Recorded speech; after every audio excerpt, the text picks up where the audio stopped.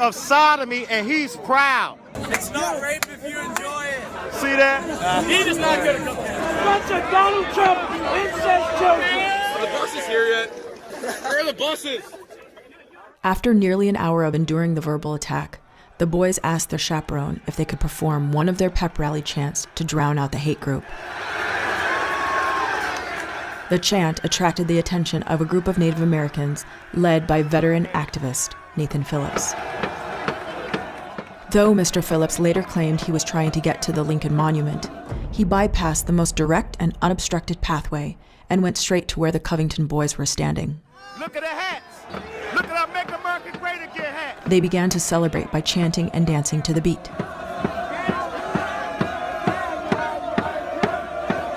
Is it possible that the boys saw the Native Americans as allies, stepping in to help drown out the Israelites? There was a group of over 200 young, angry white men, and they were facing down just 4 black individuals. And it was coming to a point where a snap of the finger could have caused them kids to descend on those 4 individuals. What the hell is going on here? Now this is a peace circle?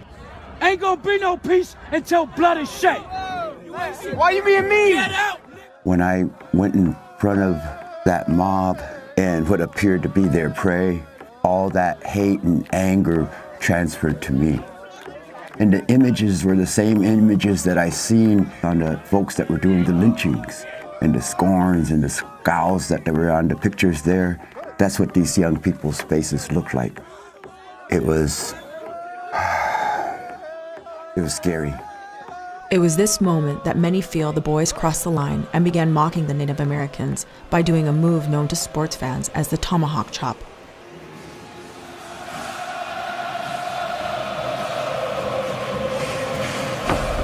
Mr. Phillips began moving to his right, down a line of boys, eventually stopping face to face with Nick Sandman.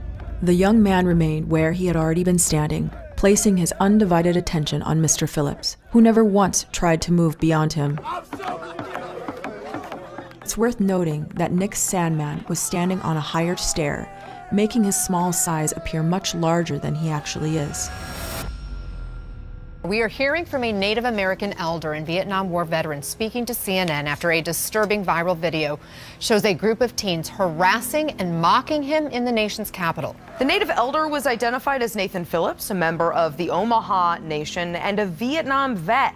Phillips describes the tense moments now being replayed over and over again online when a young man got right in his face. Watch. That was when they surrounded us. And that's when I realized the dangerous situation I was in. And I couldn't go left, I couldn't go right, we couldn't go back without running into this mob. When that young man blocked my retreat, he put himself in front of me. So I stopped and I thought, okay, I'm going to take another step, but he wouldn't move. I took another step, he wouldn't move. You feel you were blocked? Oh, I was blocked. You mentioned that the youth kept chanting, build the wall. Now, this is astounding, given the fact that you, a Native American, and yet they're chanting, build the wall. It makes little sense to angrily chant, build the wall, to a population with literally 0 illegal immigrants, who were here long before we were. After watching every video posted from that day from every possible angle, I've yet to see or hear one Covington kid utter those words. I did, however, find a clip of the Israelites saying this. Well, look at these dirty ass crackers. Can't stand in the damn sun for 5 minutes. That wall. Why you don't build the damn wall? So if you want to make America great, because for you white people, go back to Europe where you came from. This is not your land. As one of the Native men began to debate with one of the students, keep your eyes on Nick Sandman. This is a critical moment that was omitted from the mainstream narrative. Get the f out of my face with that shit. It's not bullshit. It's proven, man, come on. It's proven. It appears as though Nick is trying to hush his schoolmate to show more respect to Mr. Phillips.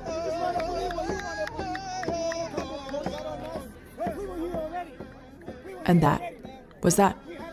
Their bus arrived and the students went on their way.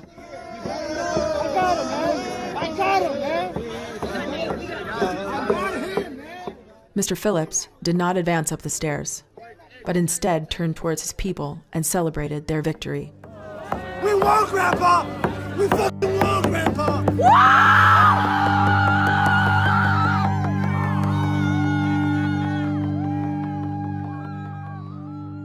There has been some question about the nature of your military service, and this is a good chance to clear it up. Some have said that you were a Vietnam veteran. I don't believe you have said that. What exactly is the nature of your service? What I've always said is I've never stepped foot in South Vietnam. I'm a Vietnam vet. I served in the Marine Corps 72 to 76. I don't talk much about my Vietnam times. When I come home, those times, I got spit on, actually spit on. Called a baby killer. Little blonde-haired, blue-eyed hippie girl come walking up to me one night and just spit on me, Called me a baby killer. I feel bad because I beat up her boyfriend. I really do feel bad about that, She hurt my feelings. So to be clear, you did not serve overseas. I don't know how much clearer can that be? At one point early on, it was rumored that they were chanting "Build the Wall," but no one has surfaced any evidence of that whatsoever. Well, that's what I heard from the Native American elder when he was talking about it in a video. He said, I heard them saying, build that wall, build that wall. It isn't audible on the video clips, I think, that are out there, but did you hear that? I did hear that. You can hear him saying, build that wall. People that are supposed to be adults were saying things like, this is the face of white patriarchy, this 16-year-old kid. Or what Reza Aslan said. Yeah, or Reza Aslan said, have you ever seen a more punchable Yeah. face? Kathy Griffin was saying, I need names, shame him, dox him. How do these people not understand the implications of that? I blame that f***ing kid. What a little smirk face. The center of the firestorm, what critics characterize as a smirk on Sandman's face. People have judged me based off one expression. I see it as a smile saying that you won't get any further reaction of aggression. As for those red Make America Great Again hats that some students were wearing, Sandman says he bought his that day from a street vendor in Washington. Do you think if you weren't wearing that hat, this might not have happened, or it might have been different? That's possible, but I would have to assume what Mr. Phillips was thinking, and I'd rather let him speak for why he came up to us. Phillips said he believed he had to do something to protect the Black Israelites group from the boys. You could hear the Hebrew Israelites shouting things. And the white people were shouting racist things back at the black Hebrews. Phillips couldn't be specific about what the boys shouted, and so far, no video evidence has emerged supporting his claims. What broke this up is someone calling to the students saying their bus was there. That's what pulled them away. In my mind, well, yes, they could say they're running to the bus, but if you look at it from another angle, they're running from the police. Inserting the first of a few desperate pieces of new evidence that Covington students paint themselves not in a multicolored gesture of school spirit, but because they want to mock opponent black players. Color washes are a theme of Covington school spirit. The Covington teens harassed a woman and called her a slut, and what we're directed to is an 8-second video clip with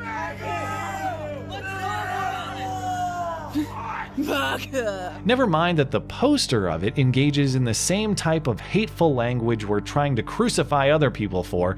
Doesn't matter, 70,000 plus retweets. We are here in peaceful gathering to have Uncle Nate read demands of the indigenous folks of this land to the Catholic Church as a whole entire organization.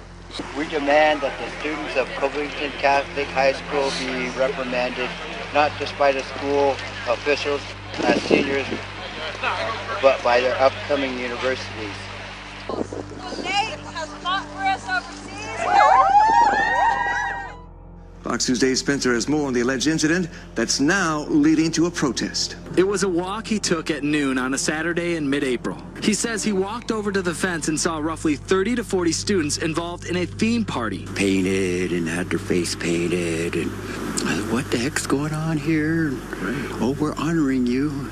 I said, well, that wasn't, honoring, that was racist. And then at that time, that's when it really got ugly. Phillips says he was then bombarded with racial slurs. One, he says, even threw a beer can. If I would have stayed right where I was at, it would have hit me in the head, but I backed up and hit me in the chest. He'd had enough at this point and says he called police. Whoever would sit judgment on them, the university, the law, society, that's their job. I'll pray for them. In a statement late today, Ypsilanti police said there is no indication that the partygoers maliciously intended to harass him because of his heritage. And then it becomes this thing of like, oh, these kids, they harassed this man, and this, this is this horrible story. And then you see the additional videos come out, and I go, if I was the news, I'm like, well, surely you guys could have just searched on social media before reporting the story. Just a simple search, just search, you would have found it all. Is it that we just instantly say that's what it is based on what we see in that moment, and then have to walk stuff back when it turns out we're wrong? Why is that? Do we keep making the same mistake? Because we're desperate to get Trump out of office. That's why. I want God to come witness what's happening into my America.